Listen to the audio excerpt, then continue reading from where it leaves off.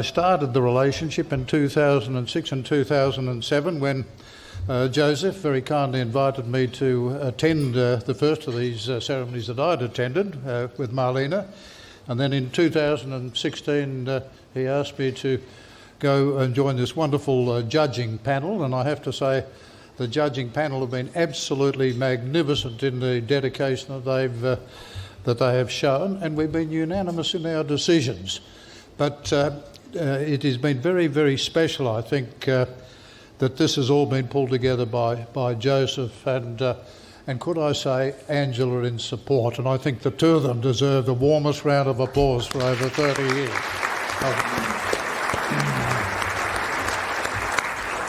Very special and very generous people. In the 10 years you've been involved, what have been some of your highlights? Well, I think the key thing in terms of there's a relationship that the Governor-General has in terms of trying to bring together the things that unite us in this country. And I think the Ethnic Business Awards do precisely that.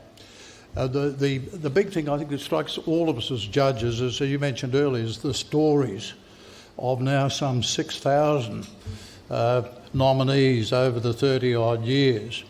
And just about every one of those stories has something to do with great courage in adversity, whether it's people coming over on refugee boats when they were getting here, whether it's people coming here without language skills, with no money, sometimes families separated, and somehow they seem to be able to develop the drive and the initiative and so on to get a small business going. And I think those stories are genuinely inspirational, and it always provides a tremendous joy to the judges in being able to digest them. And I think the second aspect that relates is the fact that 6,000 of our nominees have nominated since 30 years ago when they first started. Now, I don't know how many billions or tens of billions of dollars that would have brought into the Australian economy. Perhaps somebody would have to think about that at some stage of the game, as well as what it's done in bringing people together.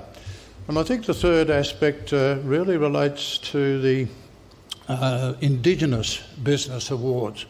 As most of us know, all of us know, Indigenous people have, in many, many cases, had very hard times in this country for various reasons. And I think the establishment of the Indigenous Business Awards in 2010 was a masterstroke of Joseph's, because now we're getting Indigenous people who can demonstrate to their other communities that they can do it. And I think the final thing is the media.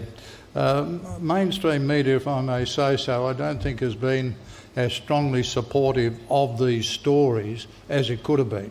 And that's why I think the partners, and you mentioned SBS, have done such a sterling job, and I think we should give them another clap to keep them going. So they're the fundamental things that I've noticed with my fellow judges, but it's just been an absolute pleasure to do that particular task, and of course to end up here on an occasion such as this. As you